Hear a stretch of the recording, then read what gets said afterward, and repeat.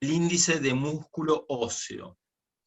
Como les decía antes, el esqueleto es el chasis, mientras que los músculos son el motor de la máquina, ¿sí? Este es un concepto que hay que tenerlo bien en cuenta, porque el esqueleto va a ser un factor determinante para la masa muscular, tanto para arriba como para abajo. ¿Qué quiero decir?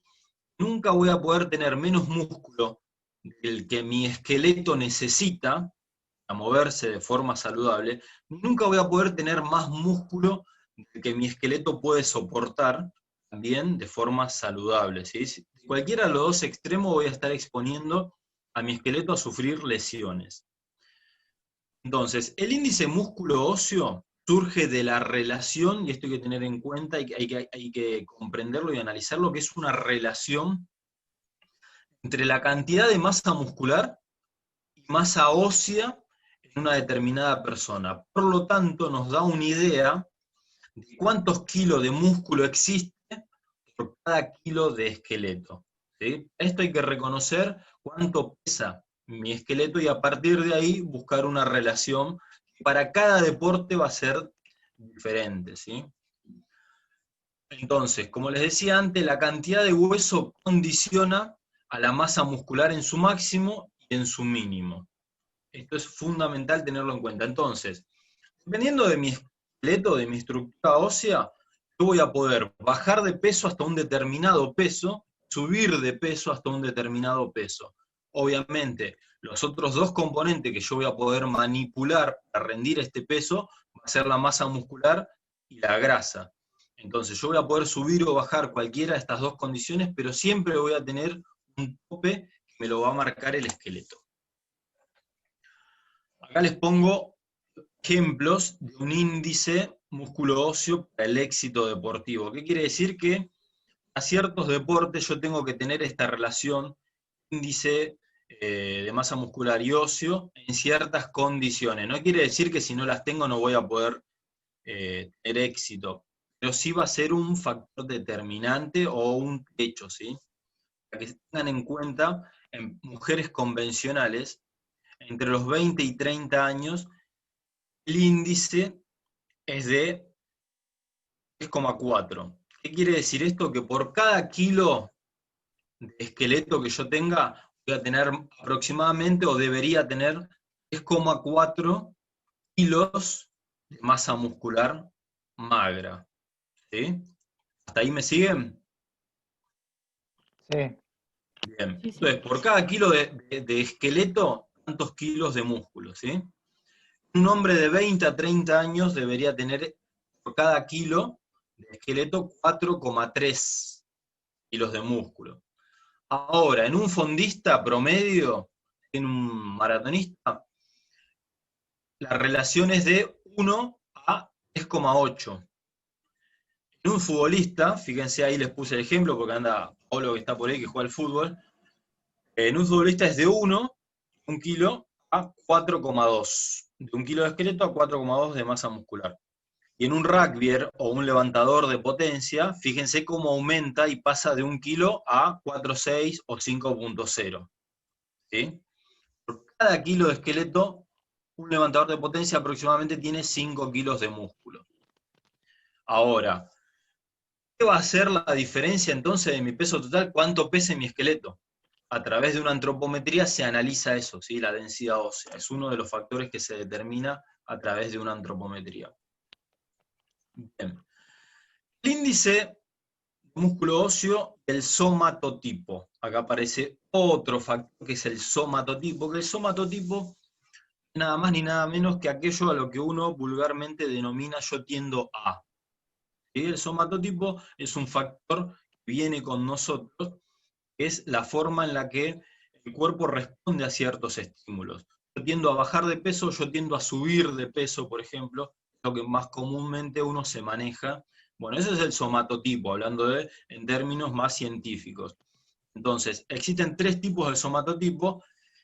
Endomorfismo, que es aquel que tiende a guardar todo, el que tiende a guardar calorías, el que tiende a subir de peso con mayor facilidad. En el otro extremo tenemos el ectomorfismo, el que tiende a bajar de peso, al que le cuesta ganar masa muscular, al que le cuesta subir, tiende a gastar más calorías. En el medio tenemos el mesomorfismo, sería un punto de flexibilidad para los dos lados, tanto para subir como para bajar de peso, ¿sí? Esto va a estar muy determinado por la densidad ósea. El esqueleto me va a determinar mucho este tipo de somatotipo, ¿sí?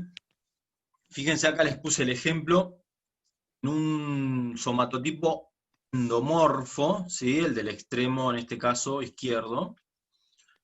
Aproximadamente son personas que tienden a tener un esqueleto de 12 kilos. Fíjense para que se hagan una idea cuánto pesa un esqueleto, ¿sí? Un esqueleto de una persona promedio, aproximadamente en un endomorfismo 12 kilos, en el otro extremo tenemos el ectomorfismo, que nos da un esqueleto de 8 kilos. Si bien parece mucho o parece poco, estamos hablando de 1/3 de diferencia de kilos, ¿sí? Lo cual eso implica y mucho porque recuerden que después viene de esto una relación de músculos, ¿sí? Entonces, como vimos, aproximadamente se necesita 3,8 kilos, estamos hablando de un maratonista, ¿sí? Si uno quiere ser fondista, necesita 3,8 kilos de músculo por 1 kilo de esqueleto. Nosotros tenemos un endomorfo con un esqueleto de 12 kilos, necesitará 46 kilos de masa muscular magra para mover ese chasis. Forma saludable, insisto. Sí. En tanto que un ectomorfo con un esqueleto de 8 kilos a 3,8 kilos de músculo va a necesitar 30 kilos aproximadamente de masa magra para moverlo, ¿sí? Lo cual nos dará como ecuación final, estamos hablando de, en un caso, unos 38 kilos en total entre relación de músculo y esqueleto en el ectomorfo, ¿sí? Extremo derecho, en tanto que en el endomorfo vamos a necesitar una relación de 58 kilos entre masa muscular y esqueleto para poder mover esta máquina, ¿sí?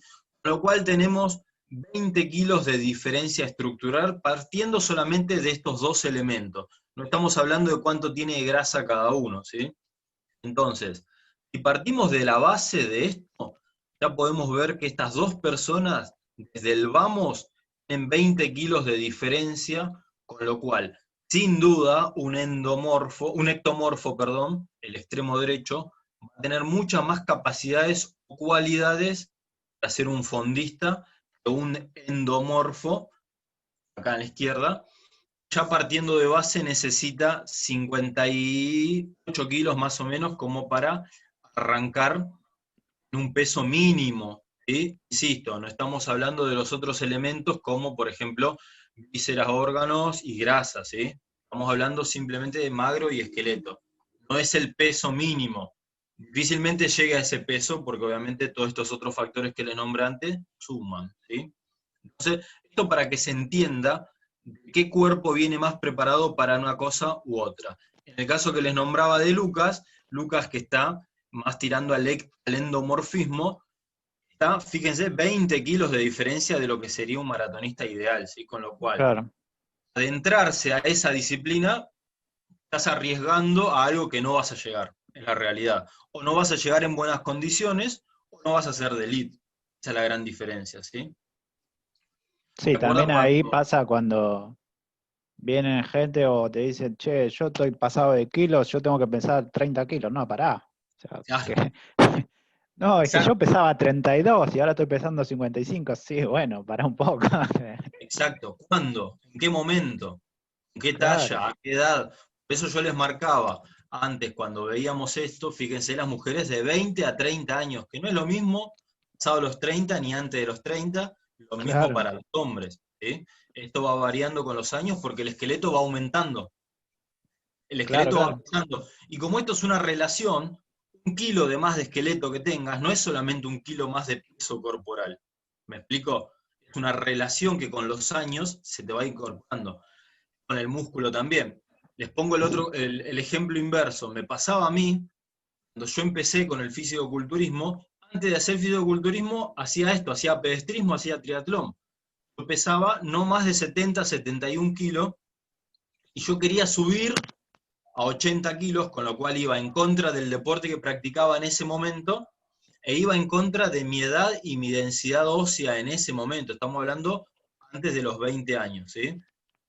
Algo que me sirvió con el correr de los años, a veces la edad parece algo contraproducente, pero sin embargo en este caso algo productivo, es que mi esqueleto aumentó. Al aumentar mi esqueleto me dio la posibilidad de aumentar mi masa muscular. ¿Me explico? Porque Saludablemente, es una condición también de techo. claro. No puedo tener con un esqueleto de 8 kilos más de 30 kilos de masa muscular. ¿Me explico?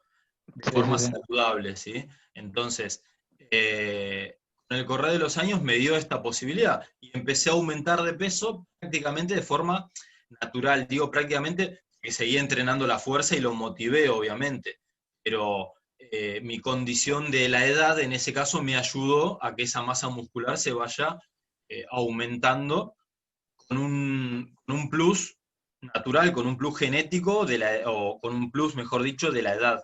¿Sí? Bien.